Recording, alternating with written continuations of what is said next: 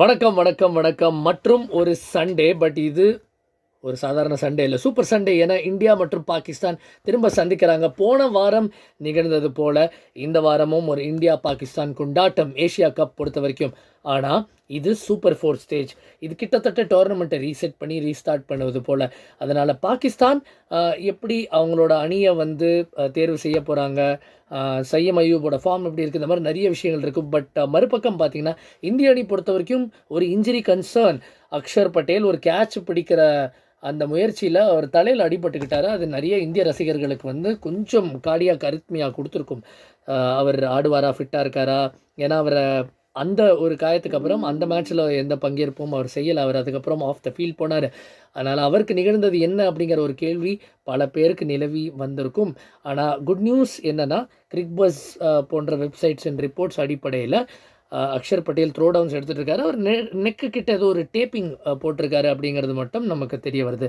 பிச்சு பொறுத்த வரைக்கும் கடந்த இந்தியா பாகிஸ்தான் போட்டியில் நடந்த அதே பிச்சு தான் இங்கேயும் யூஸ் பண்ண போகிறாங்க. துபாய் கன்வென்ஷனலி பார்த்திங்கன்னா சேசிங் டீம்ஸ்க்கு சாதகமாக இருந்திருக்கு. அதற்கு மிகப்பெரிய எடுத்துக்காட்டு நேற்று பங்களாதேஷ் டாஸை வென்று ஃபீல்டிங் தேர்வு செய்ய சூஸ் பண்ணாங்க. அண்ட் அதற்கு முன்னாடி ஒரு 14 போட்டிகளில் அவங்க ஒரே ஒரு முறை தான் சக்ஸஸ்ஃபுல்லாக 165க்கு மேலே சேஸ் பண்ணியிருந்தாங்க. இப்போ நேற்றுக்கு அந்த ரெக்கார்டை முறியடித்தாங்க ஒரு நல்ல ஸ்ரீலங்கன் போலிங் யூனிட்டுக்கு எதிராக.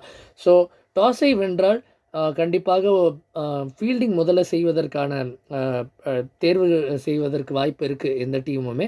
அதுதான் நிகழப்போதா அப்படிங்கிறதும் பார்க்கணும். ஏன்னா பாகிஸ்தான் போன முறை டாஸை வென்று பேட்டிங் ஆஃப் பண்ணாங்க. செலெக்ஷன் பொறுத்த வரைக்கும் பாகிஸ்தான் என்ன செய்ய போகிறாங்க? போன மேட்ச்சில் பார்த்தீங்கன்னா ஹாரிஸ் ராஃப் மற்றும் குஷ்தில் ஷா வந்தாங்க.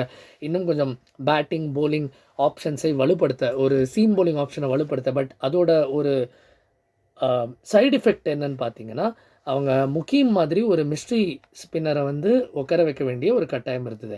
அது திரும்பவும் நடக்குமா, இல்லை முகீம் திரும்ப வருவாரா இப்படிங்கிறது இன்னும் கொஞ்சம் நேரத்தில் நமக்கு தெரிஞ்சிடும். பட் ஆல் இன் ஆல் ஒரு சிறப்பான ஒரு போட்டியாக இருக்கும். அண்ட் நிச்சயமாக போன வாரம் நடந்த போட்டியோடு இந்த வாரம் இன்னும் சுவாரஸ்யமாக, இன்னும் ஈவன்லி மேட்ச்டாக இருக்கக்கூடும் அப்படின்னு எதிர்பார்க்கப்படுது. பட் இந்திய அணி மறந்துட வேண்டாம், ஒமானுக்கு எதிராக ஆடினது நம்ம ஒரு இண்டிகேட்டராக எடுத்துக்க முடியாது.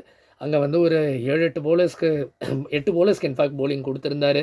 திலக் வர்மாலாம் போலிங் போட்டதை பார்த்தோம். அண்ட் சூரியகுமார் யாதவ் 8 விக்கெட் விழுந்த போதும் அவர் பேட்டிங் ஆட வரல, ஹர்ஷ்தீப் அனுப்பிச்சார். ஏன்னா ஹர்ஷ்தீப் கேட்டுட்டாரு, நான் கொடுத்துட்டேன்னு சூரியவம்சம் சரத்குமார் மாதிரி பேசினார்.